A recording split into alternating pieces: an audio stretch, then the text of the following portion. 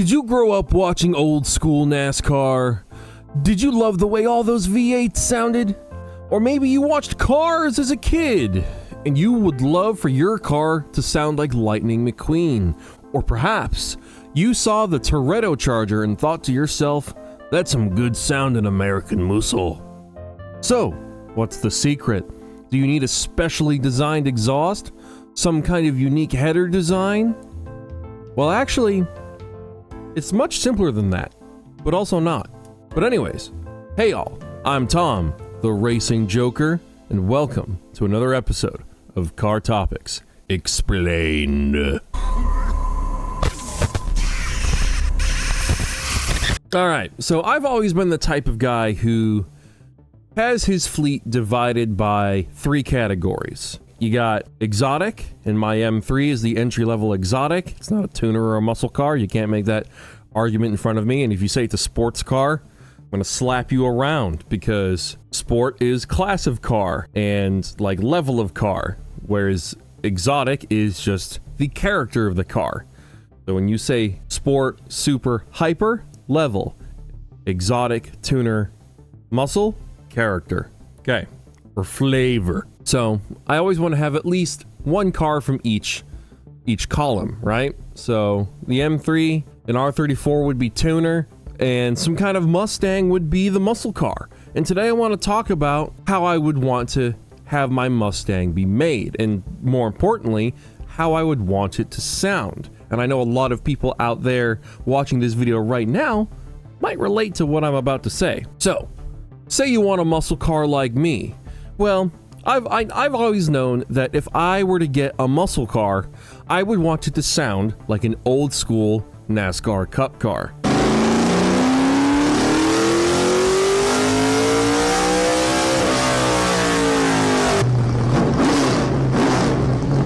But I just never knew the first thing, or anything really, about what made Cup cars tick.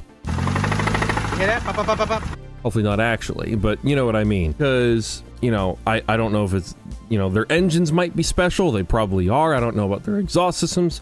I'm not an expert, and I won't pretend to be, even after all the research I've done. But very recently, I have come to understand what makes those engines kind of special, and how you can make your own car sound like a Cup car on the street. So first things first, my research began when I just started learning about the engines themselves, not the exhaust systems. So they are cross-plane, pushrod V8 engines that rev all the way up to 9,000 RPM. Now, my mind was blown when I first realized that that was the case. I did not expect them to have that high of a red line. I thought that was nuts. So I was doing all this research and I was learning about the engines. I learned about the Chevy R07 or R07. I learned about the Mopar R5P7, and then most recently the Ford FR9, which I think is the current Ford Cup car engine designation. So, is the solution you just do a Cup car engine swap in a road car? Well, I mean, it gets you close to the end result that you want, but it's not the only ingredient you need, right? So, yes, but no. So, a couple reasons why. First is, that engine is not going to be super streetable anyways. I mean, that engine is supposed to get torn down after every single race and have adjustments made, all kinds of stuff. Not a very street-worthy engine, but if that's not going to stop you, you should think about the second fact that some of those engines are going to be really expensive, and they're not even going to be the sole reason why you're getting that sound anyways. All right, the RPMs is great. It's a cool engine. You'll have the power, but if you don't have the right exhaust setup, it's not going to matter, right? So you could spend tens of thousands of dollars or even $100,000 or whatever. I don't know how much these engines cost, but then if you hook up your street style exhaust to it with all your X pipes and H pipes and mufflers, you might just end up choking out the Cup car sound, which kind of would defeat the purpose. So we're going to talk about a couple exhaust setups to be coupled with your high RPM V8 engines that I have seen to be what you could use to achieve the sound we're trying to get. So take these Ford C3 powered, I'm pretty sure, Ford Taurus Cup cars as the example. I tried to retain as much knowledge as possible as I've been watching Stapleton 42 per the recommendation of one of my subscribers. But if you want actual detailed breakdowns from someone who's been researching this for a lot longer, check him out. He makes some pretty cool stuff. It is my understanding that these cars use a version of tri-Y headers or long tubes, I guess depending on the type of racing they're using. But more interestingly, immediately right after the headers, you have this kind of X-pipe section, and then the pipes going straight out the sides through a couple of boom tubes. And now I just think it's very interesting when you look at the X-pipe section on one of these cars. You've got, I just don't know if the X is the only place where the gases are going through, or if those bars on the sides are also like pipes as well to allow some gases to go through. Either way, it's an interesting looking X-pipe design, because I don't know if it's like a normal X-pipe you might have on a road car, or if it's kind of just barely an X-pipe and still seems to kind of function a lot like true duals. I'm not sure. But then once you get through that, you'll see that the car exits on both sides just behind the driver and passenger windows. I almost said doors. Wouldn't really apply if I said doors. Wouldn't make a whole lot of sense for obvious reasons. Because there's no door.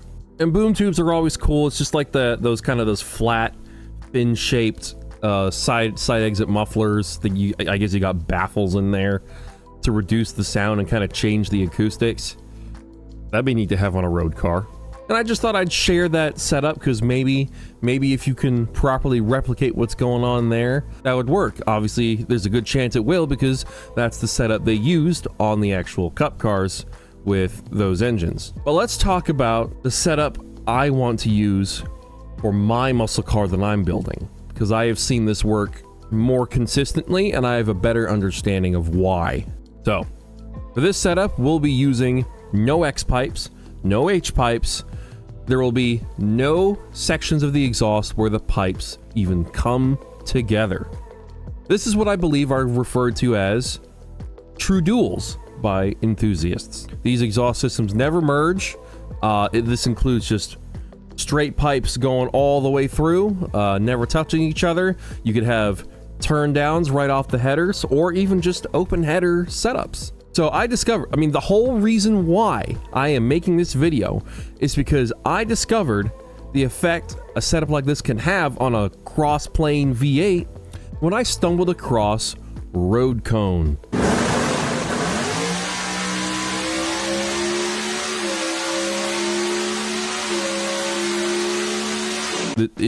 This guy's car is super sick. It's an S550 Mustang GT powered by a Whipple 3.8 supercharged Coyote built to rev over 9,000 RPM.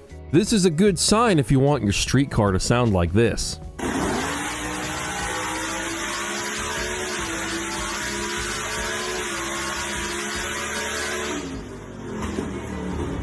So like any sane person would do, I messaged the owner on Instagram. I slid right into his DMs to ask about the setup, and he basically told me it was just a couple of turn downs straight off the headers, which to me, I'm like, oh wow, that's basically just open headers. Pretty much no X pipes, nothing like that, no exhaust system at all. So, it's just pointing at the ground. That's the only difference between it and actual open headers. So I decided to do a little bit of research to kind of confirm what he told me. So basically what I had to do was find another car with a cross-plane V8 that revs super high, and then look for open header video or sound clips of it. And well, I feel like, I'm not, I guess I am biased, but I feel like the choice is obvious. The E92 M3 and its S65B40 V8 engine that revs over 8,000 RPM from the factory. Not quite $9,000, but close enough. So now I had to find a few open header clips.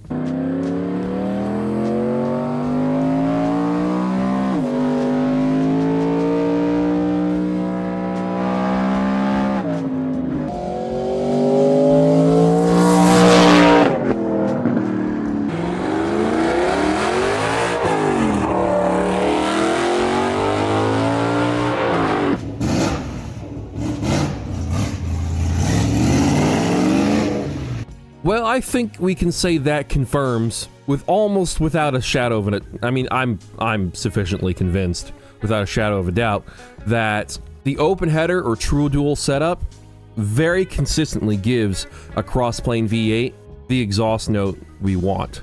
But you still need to be able to rev up to 9,000 RPM to sound like a Cup car with the taps open. So that still leaves you with the question of, well, what should your power plant be?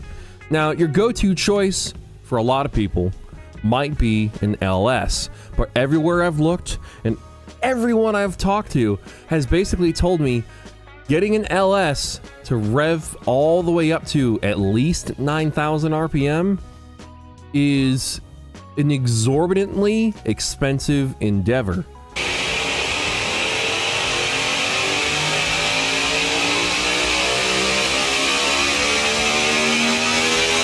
And also just not reliable, which is really irritating. You know, Yes, iterations. 6 camshaft, third block, Right. you know, a few things along the way. Not everything has gone perfectly. Because I thought it was the obvious choice.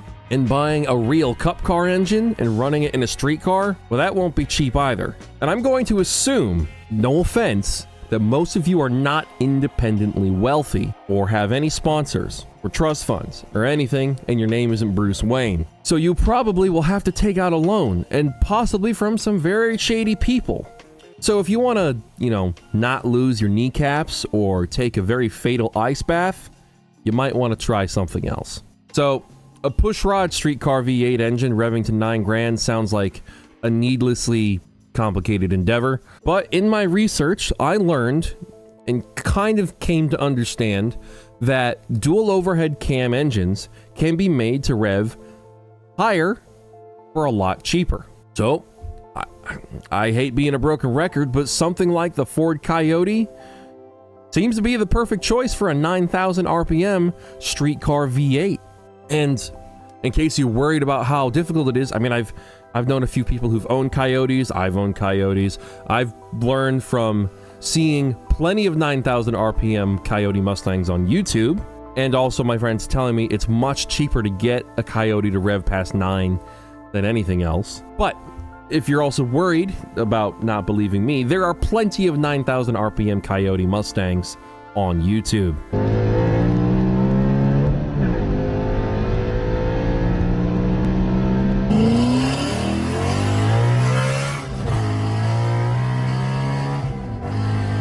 But you'll notice a lot of them don't quite have that Cup car sound because they're still using the factory style exhaust with all of its X pipes and all that crap.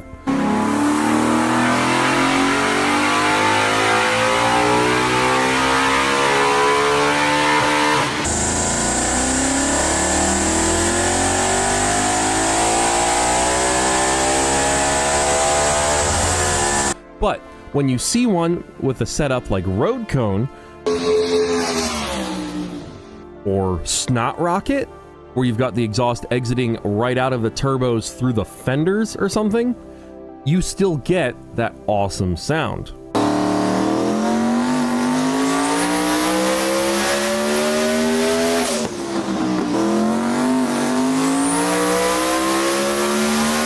And the best part, it's just economical. It won't cost a fortune to get those RPMs out of the dual overhead cam Coyote.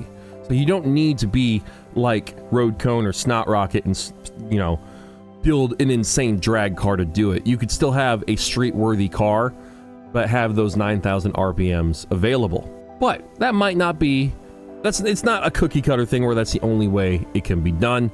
Maybe there's some other recipes. So what do you think would be a cool build for you? What would you want to do? I mean, there's a whole bunch. I mean, you could do a classic Dodge Charger with an R5 P7 swapped into it and just have true duals. Or you could get a C6 Corvette and you swap in the Chevy R07 and you just put on a C6R body kit, give it some side exhausts. Man, that would be cool. Now, unfortunately, the Roush Yates FR9 is insanely expensive, but if I were lucky enough to have one, I would, without any hesitation, I would drop that thing right into a 1969 Boss 429 Mustang and give it some side exits, no X-pipe, both, that would cost a lot of money. The engine would be a fortune, and the car would cost a fortune. Well, actually, I think the car would be cheaper than the engine, I'm pretty sure. But I don't know about you, but I think my plan is coming together. It's all coming together. But hey, here's the culmination of all my research. This is going to be my dream muscle car build. We will start with an S550 Shelby GT350. We'll have the nice interior, but most importantly, we'll have the OEM 9,000 RPM tachometer. What we'll do is we'll swap in a VMP supercharged 5.2 Coyote that is 9,000 RPM capable, obviously. We'll use long tube headers, custom side exits, no X-pipes, and if we can, have actual boom tube style mufflers. That would be really cool. Put on a Mach 1 style front bumper with the cool halo grille lights. We'll put on an RTR Spec 5 wide body kit because I just think those look so cool. APR GTC 200 wing. We'll use the Motec M150 ECU because I'm not Ayrton Senna and I'll need that high performance, high-end traction control to keep me alive, but also allow me to stay fast. And I'll definitely be painting it Mr. Chrome. And we'll have the Shelby stripes be black, and if we can, we'll use Ford Tuxedo Black for it, that cool silver metal flake paint. And then Tremec T56 swap, 331 rear end, just because I like the idea of giving it Super Snake style gearing. And just because I'm old school, some American Racing torque thrust wheels that are wide enough to accommodate the over fenders. This thing's gonna have some big freaking tires, man. But now, I want to know in the comments what your dream muscle car build is. I know I got some muscle car folks in the comments, all right? So just tell me what's your build. And while you work on that, I'll get to work putting together a guide on how to replicate the sound of Dominic Toretto's Mazda RX-7. It's possible. See you then.